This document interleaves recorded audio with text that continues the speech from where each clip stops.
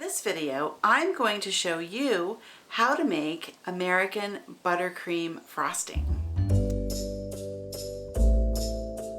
Hello and welcome to my channel. I'm Patty and this is my handmade lifestyle. I go by Patty Mac Makes everywhere online. Around here, we like to celebrate the analog in this crazy, freaking, mixed up digital world. If that sounds like something you also enjoy, then subscribe to the channel today, like the video, and hang out with us. It's fun around here and you'll learn some stuff. This video is for American buttercream frosting. And a lot of people feel like it's too sweet. They feel like there's too much sugar going on. And I don't know what to tell you. That's how you make American buttercream. The sugar is there to give the frosting its structure. It's what allows the frosting to hold those beautiful shapes that we pipe with a piping bag and nozzles. So if you want to learn to pipe your frosting, then American buttercream really holds those shapes. I developed this recipe when I was making the all-in-one vanilla cupcakes, and I will link to that right up here in the corner. That is a recipe from Cupcake Gemma. It's a great cupcake. I felt like it needed a little more explanation, and that's why I made my own video about the process of making those. So check that out, and then put this frosting on top, and I think you'll be thrilled. The real secret to success for this frosting recipe is that you whip the daylights out of the butter to start, and then you add half of the sugar and you whip that in really well, and then you put in the other half and whip that in like crazy.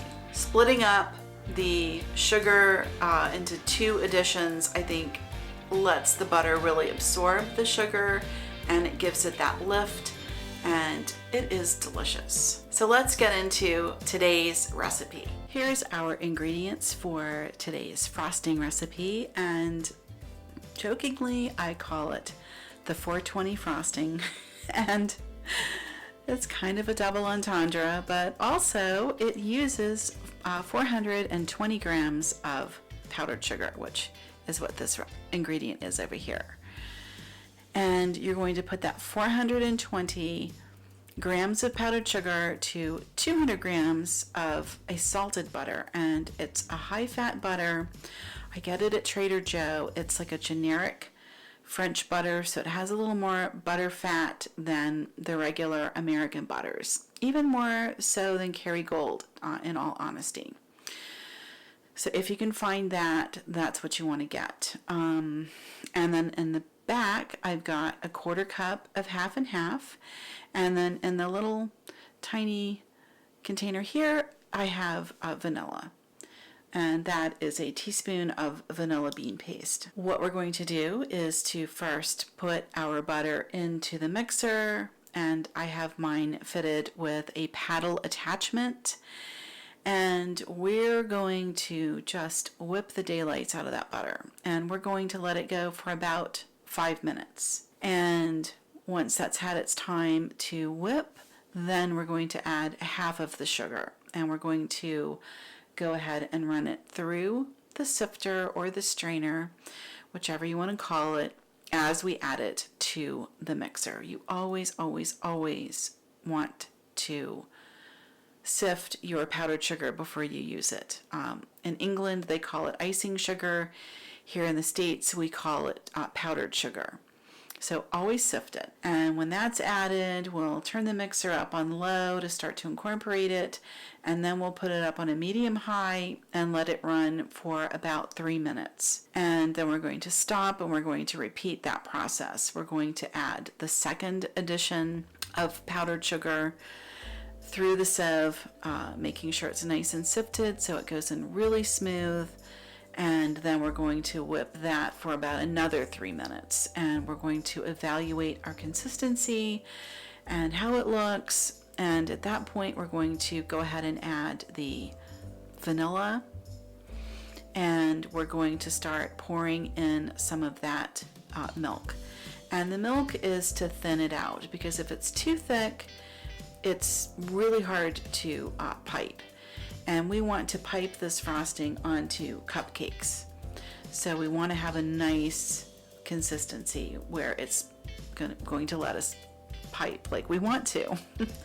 So you're going to just have to sort of babysit it and eyeball it. You're not going to just dump all the milk in.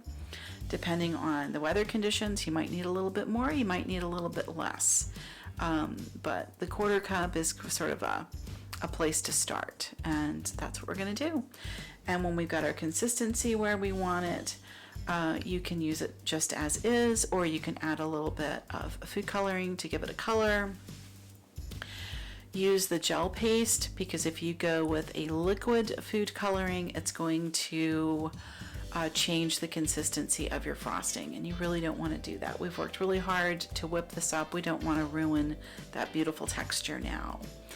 So that's what we're going to do, and then we're going to put it right into our frosting bag and put it on our cupcakes, and there you have it.